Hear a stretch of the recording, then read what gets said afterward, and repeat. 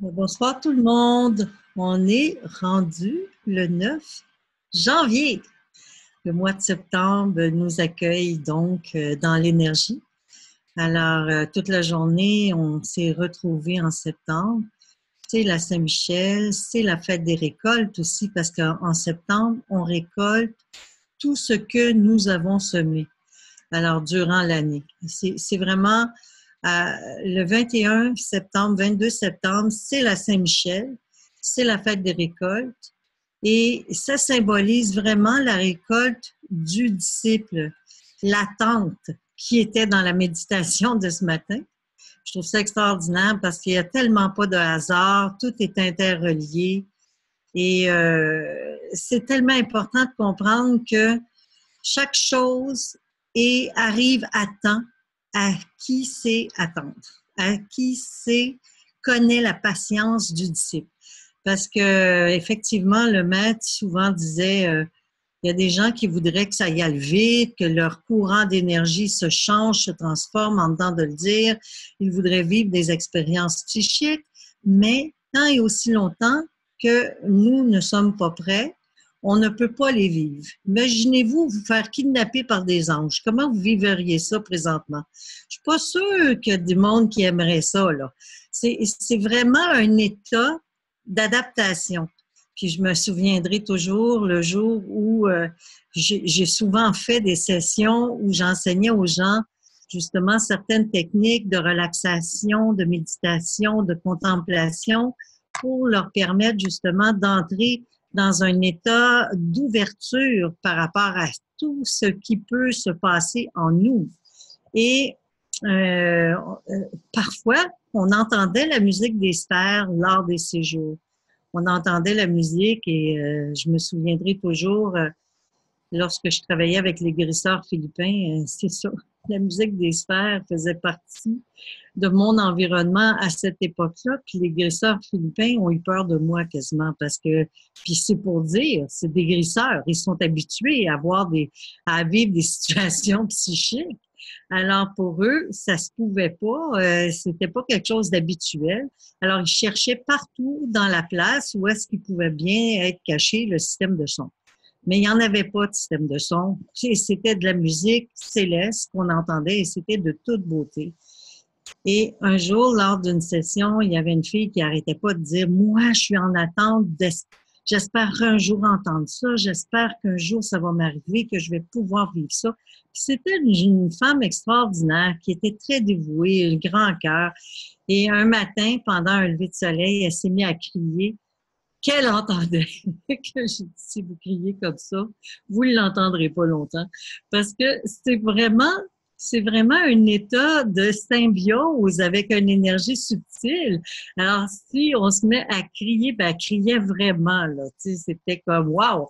L'enthousiasme même, mais tu sais, c'était, et ça a été la seule et unique fois. Par la suite, je l'ai revue souvent en consultation, mais elle n'a jamais pu réentendre parce que en fait, cette journée-là, elle avait pu se syntoniser avec l'énergie. Mais il faut rester dans un état de béatitude, de contemplation, de sagesse. Puis c'est vraiment un équilibre à atteindre. C'est pas facile d'atteindre cet équilibre-là et ça prend de la patience, beaucoup de patience. Et lorsque j'ai commencé à travailler avec les exercices du maître Michael, je sais que ces exercices fonctionnent. C'est pas par hasard que j'enseigne certains exercices du maître Michael et du maître Peter Deneuve. C'est vraiment parce que je sais pertinemment que ça fonctionne. Et j'étais pas dans l'attente de quoi que ce soit. Pas du tout, pas du tout. J'étais tout simplement dans une action d'ouverture et de foi. Je comprenais que chaque chose que je faisais me faisait du bien sur le moment et j'étais bien dans l'instant. C'était pas quelque chose qui était pour moi important de voir, de percevoir, de ressentir, d'entendre. C'était pas le but, quoi. Mais un jour, autour de l'âge de 33-34 ans, j'ai vécu quelque chose d'incroyable. J'ai commencé à me sentir vraiment portée par des énergies. Puis Dieu sait que lorsque j'étais plus jeune, je voyais l'aura des gens, je voyais l'énergie, puis ça, je le voyais toujours. Mais là, c'était davantage. Il y avait de plus en plus d'éléments qui rentraient en ligne de compte. Et c'est là que j'ai vécu une expansion de conscience, vraiment. Mais c'est pourquoi je vous parle de ça? C'est parce que chacun d'entre nous a ce privilège d'entrer dans un état d'expansion de conscience si tout simplement il fait la démarche de s'intérioriser chaque jour et de faire certains exercices. Mais il y a des exercices, il y a un livret que je vends, le maître vend le 13e volume, c'est pas pour rien. Le 13e volume, c'est Méthode et exercices du maître Omran Mikhaël Ivanov. Si on applique ne serait-ce qu'un dixième de ces exercices-là, on obtient énormément de résultats. Et je le sais, je le sais pour l'avoir vécu. Alors, vers l'âge de la deuxième naissance, naturellement autour de 35-36 ans, j'ai vécu cette expansion de conscience-là. Je peux pas vous dire à quel âge j'avais exactement. Je peux juste, parce que pour moi, les chiffres, ça n'a jamais été tellement important. Mais l'expansion que j'ai vécue m'a tellement parlé. Ça a été vraiment comme, vous savez, lorsque je disais que j'avais pas suffisamment de connaissances pour être un maître, mais je pense on a tous, comme dit Louis, la possibilité d'entrer dans la maîtrise. Oui. Alors, j'ai dû atteindre une certaine maîtrise à ce moment-là. Et la connaissance sortait de ma bouche, tout simplement parce qu'elle était vivante. La connaissance devenait vivante en moi. Alors, le piège dont je veux vous parler, c'est l'ego. Le piège de l'ego. Vous savez quoi? Quand on n'a pas eu beaucoup, hier Denis disait qu'une personne qui n'a pas eu la chance de s'instruire peut avoir plus d'humilité. Moi, je crois pas à ça tellement. Je crois qu'au contraire, une personne qui n'a pas reçu l'instruction ou qui n'a pas été à école comme moi, j'ai pas été à école dans mon passé, ça ne veut pas dire que je suis pas instruite, là. Ça ne veut pas dire que j'ai pas des connaissances acquises, là, parce que ça fait des vies et des vies et des vies que j'existe, hein. Et je sais très bien que l'École des humains actuellement peut me donner des outils, mais c'est pas là que je vais aller chercher le maximum de mes outils. Mais pour vous donner une idée, si j'avais été complexée, si j'étais complexée, je resterais dans l'ego. Parce que la plupart des gens qui n'ont pas énormément de foi en eux-mêmes deviennent égocentriques par protection. C'est de ça que je voulais vous parler. Souvent, on réalise pas, mais on obtient trop de possibilités et qu'on n'a pas l'habitude de sentir ces possibilités vibrer en nous, on peut tomber dans l'ego. La crise de l'ego se situe autour de l'âge de 35-36 ans, en même temps que la deuxième naissance. Alors, ceux qui l'ont vécu, ceux qui se sont sentis vraiment exaltés, peuvent savoir de quoi je parle, peuvent comprendre de quoi je parle. Parce qu'à ce moment-là, c'est fragile. Et c'est là qu'il faut être vigilant. Mais c'est sûr qu'il faut être vigilant toute notre vie. Toute notre vie, il faut être vigilant par rapport à l'ego. Parce que c'est dans l'humilité, dans la simplicité qu'on va avoir le plus grand acquis, les plus grandes possibilités. C'est par le partage, l'amour, la reconnaissance de chacun d'entre nous. Et c'est pour reconnaître l'autre, ben, il faut pas être dans l'ego. Parce qu'une personne qui est dans l'ego, elle peut pas reconnaître celui qui est devant elle. Elle est trop convaincue qu'elle est parfaite. Elle peut pas apprécier ce qui l'entoure. Alors, vers l'âge où j'ai vécu mon expansion de conscience, j'ai eu vraiment le privilège de traverser cette initiation-là, parce que c'est un privilège qu'on a tous, de traverser l'initiation qui nous amène à rentrer dans un état de conviction et de performance. Et c'est là qu'on doit être vigilant pour ne pas tomber dans la prétention. Puis ça arrive à tout le monde. Alors, l'attente des méthodes, c'est pas important. Attendre qu'il nous arrive des choses incroyables, ça aussi, c'est pas important. Ce qui est important, c'est d'essayer que chaque jour, on fasse de notre journée une journée parfaite, une journée du mieux qu'on peut, avec les valeurs et les consciences qu'on a. Essayons de travailler ensemble pour la méditation, la prière, la marche, comme j'expliquais, la marche consciente, la méditation consciente en allant marcher. Aujourd'hui, j'ai pris ma marche de santé et je prononçais le nom de certaines vertus parce que aujourd'hui, je trouvais la journée très lourde. Les nuages étaient bas. On avait besoin davantage d'énergie. Alors, ma marche a duré plus longtemps. Alors, il faut travailler avec les méthodes que nous avons. Et si vous avez la chance d'étudier davantage les enseignements du maître, et si vous avez la chance de chanter les chants du maître Peter de Neuve, faites-le. Parce que c'est des chants qui vont vous aider, qui vont vous alléger, qui vont vous apporter beaucoup. Moi, je sais une chose, c'est que tous ces exercices m'ont été très favorables. Et je les enseigne et je les pratique encore. Et souvent, j'entends, encore aujourd'hui, j'ai entendu la musique des sphères. C'était d'une beauté extraordinaire et c'est un privilège que nous avons. Qu'est-ce que ça fait quand on entend cette musique? Qu'est-ce que ça fait en dedans? Ça nous réharmonise. Ça nous reconquérit. Ça reconquérit notre cœur à 100 000 à l'heure. Ça ne peut pas faire autrement. C'est d'une beauté, d'une pureté, une grâce incroyable.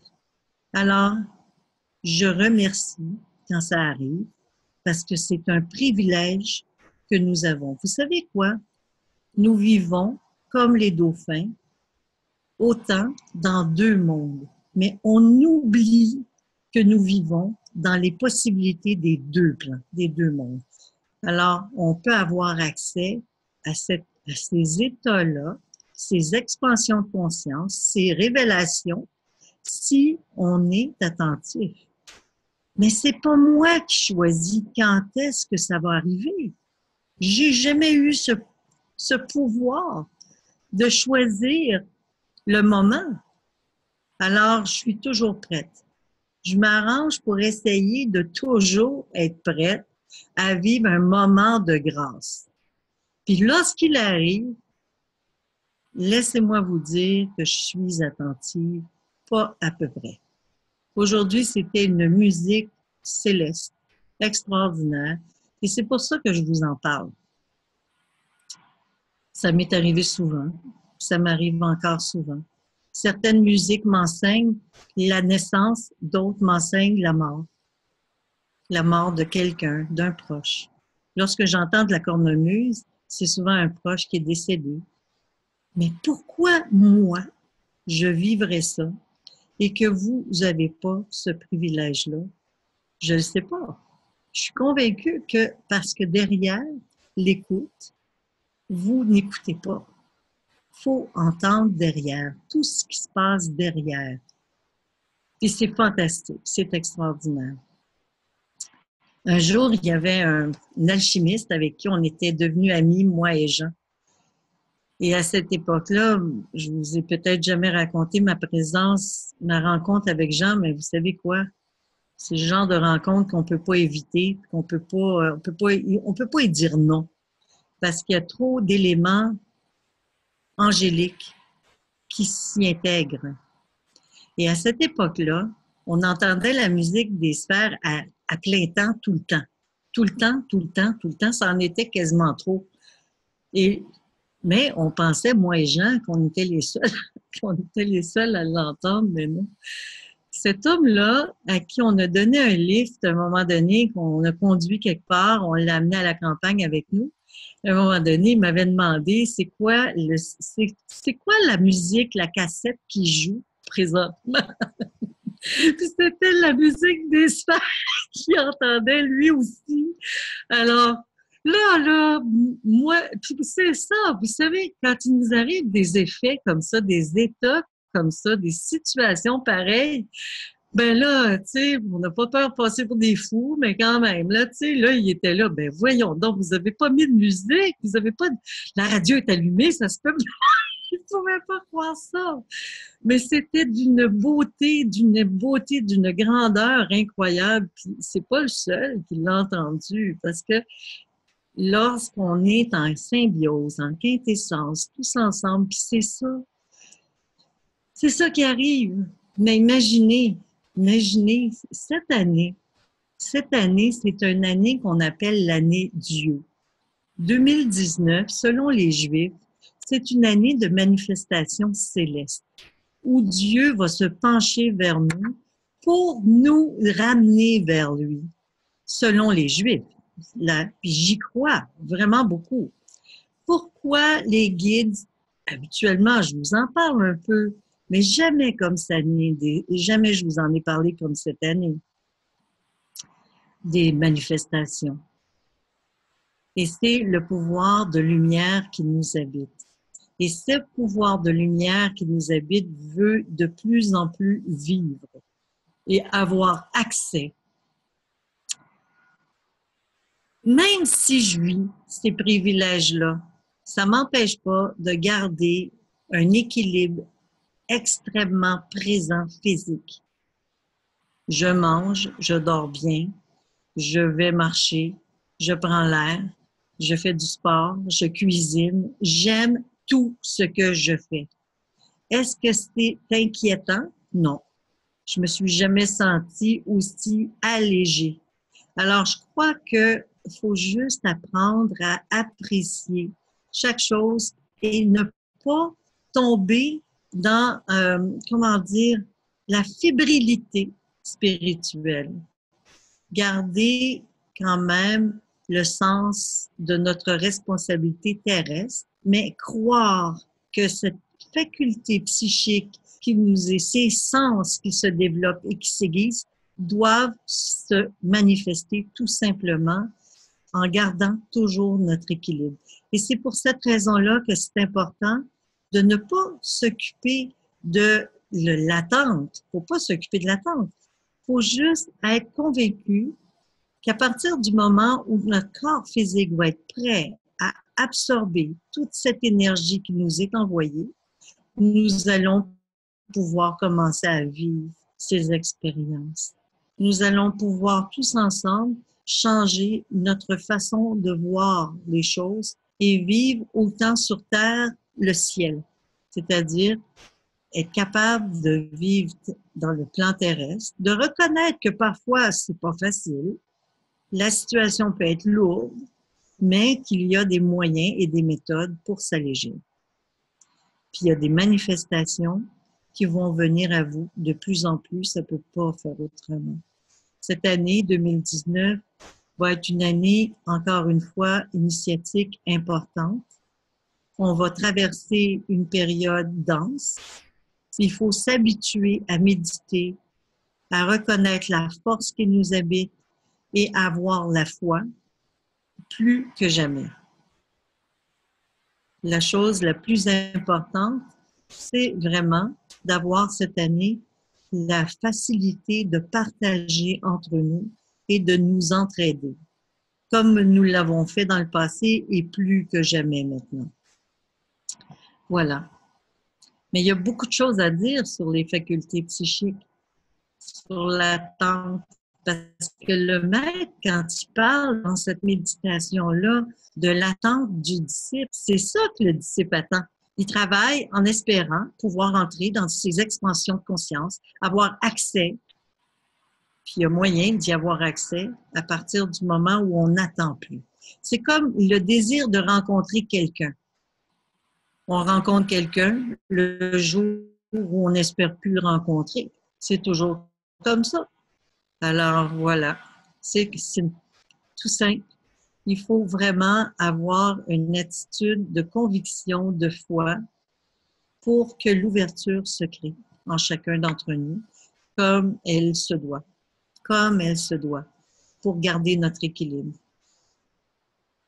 Ça me fait penser à un jour aussi où j'ai vécu une expérience psychique importante avec un groupe et tout le monde a vu une manifestation céleste dans le ciel, incroyable.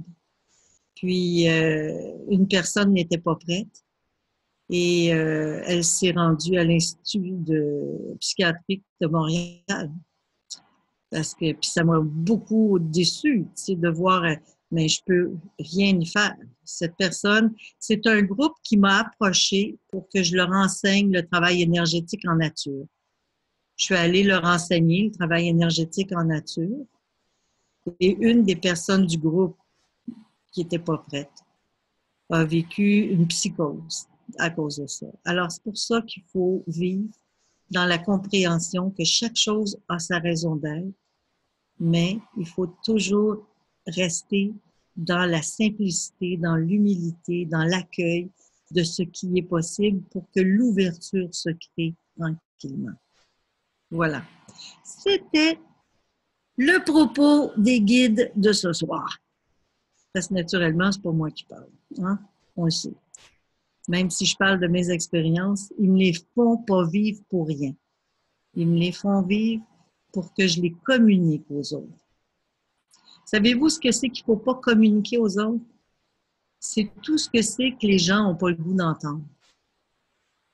Moi, j'ai souvent vu des personnes, des médiums, des êtres psychiques commencer à vouloir enseigner à des gens qui n'étaient vraiment pas intéressés à entendre quoi que ce soit. Il n'y a rien de pire que ça. Il faut savoir s'ouvrir et se taire. Il faut savoir parler quand c'est le temps.